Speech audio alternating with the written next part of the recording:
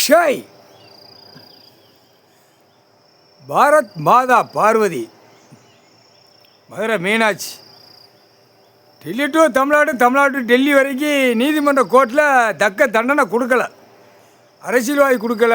2ஆம் நம்பர் வியாபாரம் மில்லு தொழிற்சாலை company, Cherai company, whisky company எல்லாம் தயாரிக்க அவனுக்கு தண்டனை கொடுக்கல. அரசியல்வாதிக்கு கோர்ட்டிலேருந்து கொடுத்தியா கொடுக்கல, எல்லாம் 4 பொழுது இழுத்து அந்த பேப்பரை வச்சு செலோட்டமாக குடும்ப வாழ்க்கையில் ஓடிக்கொண்டே இருக்கிறது. புரியுதா?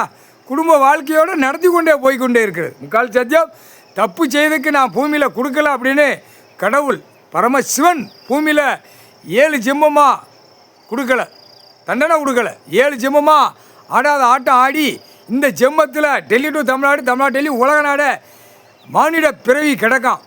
பூரா எல்லா நாட்டிலையும் கோயான்னு பேசுவான். அந்த முட்டா பேரும் பூரா ஆடு மாடு கோழி பறவை அங்கே உள்ள தின்னுட்டு அந்த அணுக்களில் வந்து என்னத்தையும் வாய் பேசி மூடி போகிறான். அவனுடைய உறுப்புகளை மூடி போகிறான். எல்லா வெளிநாடு பூரா டெல்லி டு தமிழ்நாடு, தமிழ்நாடு டெல்லி வரைக்கும் கரெக்டாக மூளை கரெக்டாக சிவன் சொத்து, கடவுளுடைய சொத்து பூமியை நம்ம அழிச்சு தான் தீரணும்னு அரசியல்வாதி பயங்கர வேகத்தில் நிற்கான். புரியுதா இல்லையா? இப்போ எப்படி பேப்பரை கொடுக்கான்? ஒருத்தன் 10,000 ரூபாங்க, ஒருத்தன் 5,000 ரூபாங்க, 2,000 ரூபாங்க. டெல்லியில் பிரதமர் 12,000 ரூபா கொடுக்கணுமுங்க.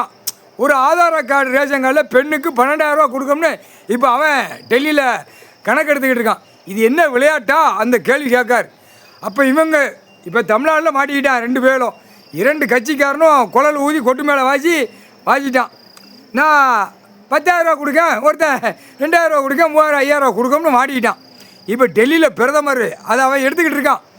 தமிழ்நாட்டில் எலெக்ஷன் வருது, 12,000 ரூபா பொம்பளை விரித்து உட்காந்து கொடுத்தோம்னா நம்ம தமிழ்நாடை பிடிச்சிடலாம் அப்படின்னு அவன் அந்த வேகத்தில் உட்காந்துருக்கான்.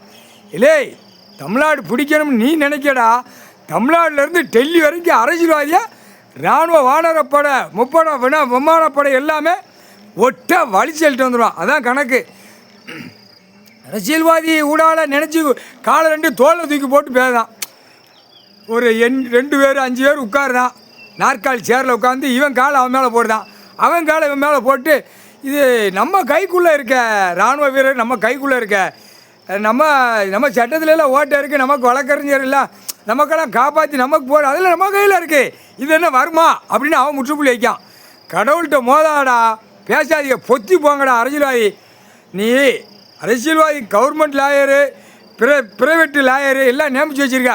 அவங்களெல்லாம் பொத்தி உயிர் தடத்தை பொத்தி போச்சொல்லு, சரியா? நீயும் பொத்தி போ. எல்லாம் கணக்கு விட்டு கணக்கு பேசாத, குழல் ஊதி கொட்டு மேலே வச்சிக்காத. செகண்டில் நிலநடுக்கத்தில் அப்படியே கொட்டல் மண்டை மூளை செதறி போகும். பொண்டாட்டி மாறு புள்ள மாறு தப்பு செஞ்சவன் நீ பார்க்கணும்டா. உன் பொண்டாட்டி பிள்ளையில சொகுசா வச்சு பட்டு மெத்தையில் படுக்க போட்டு நக்குதியில் அரசியல்வாதி நெரிக்கல உன் கண்ணால் நீ பார்க்கணும். ஆகா தப்பு செஞ்சோம், ஆண்டவன் கடவுள் தண்டனை கொடுக்கார். இங்கே வார் நம்ம பொண்டாட்டி பிள்ளைலாம் கெட்டட பில்டிங்கை நெரிச்சு போகுதுன்னு அப்போ வாய் நாக்க வெளியே எழுக்க விடுவார் கடவுள். கடவுளால் தான் முடியும். முக்கால் சத்தியம் புரிஞ்சுக்கோங்கடா. டெல்லி டு தமிழ்நாடு, தமிழ்நாடு டெல்லி அடி உழல் நினைக்காத. கணக்கு இந்த பூரா ஒவ்வொரு மாநில அரசுகளை வச்சு டெல்லி டு தமிழ்நாடு, தமிழ்நாடு பூரா முதலமைச்சர் பூரா 65 பிரிவுகளில் வச்சுருக்கான். அதிகாரியை பூரா நியமித்து பூமியை பாழாக்குதான். முட்டா கூதிமனுங்க, அறிவட்ட முட்டா கூதிமனுங்க. இல்லை, விளைஞ்சதை தின்னேன்னா பூமியில் விளைஞ்சி அதை உயிர் வாழ்ந்து சாப்பிட்டேன்னா உனக்கு அறிவு இருக்கும். அது விளைஞ்ச இடத்துல போய் கெட்டட பில்டிங்கெல்லாம் போட்டு வீடு மாளியை கெட்டி அழிக்க வர்ற மில்லு தொழிற்சாலை போட்டு உனக்கு என்னடா அறிவு இருக்கும்? இல்லை அரசியல் முட்டா குய்மேனே, நீ விளைஞ்சதை சாப்பிடல, ஜனநாயக ஓட்டு முத்திரை நீ வாங்குதில்ல, அவன்கிட்ட வாங்கி கக்கூஸ் பாத்ரூமில் 2 கையை தூக்கி கும்பிட்டு வர பூரா போர்குலர் வர வாங்கி செப்டாங்கில் பூரா வாங்கிட்டு போய் உன் வீட்டில் பொண்டாட்டி பிள்ளையோட சாப்பிட உனக்கு என்னடா அறிவு இருக்கும்? முக்கால் சத்தியம் புரிஞ்சுவாங்கடா.